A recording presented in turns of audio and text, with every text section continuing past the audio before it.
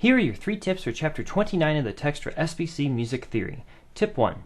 Compare very carefully the 2 examples found on page 601 and work step by step through the try it examples on page 602. The difference between the 2 examples on page 601 is very slight, and it can be confusing at first to see what concept the book is describing. The top example is that of a chromatic sequence, meaning we have a chromatic motion from chord to chord, in this case the upper 2 voices, and there are also accidentals applied to these chords that are different from the key signature. The lower example is a sequence using the same chords, but with no accidentals applied, meaning it is using the diatonic notes from the key signature. For example, look at the second chord of each.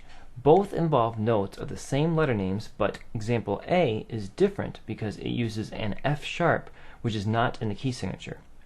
This is best analyzed as a 5/7 of minor 4. In the lower example, the second measure has an F natural, which is of the key signature, and is analyzed as a minor 1 chord. Tip 2. Review voice exchange from Chapter 9 and learn about chromatic voice exchange on pages 606 to 609. The concept of voice exchange is first explained in the book in Chapter 9 when discussing counterpoint. See how this relates to chromatic voice exchange in this chapter. Tip 3. Give added attention to the section on chromatic mediants and submediants, as well as the chart on page 619.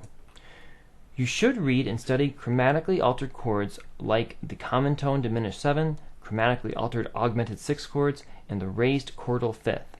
But you should pay particular attention to the concept of chromatic mediants and chromatic submediants, starting on page 615.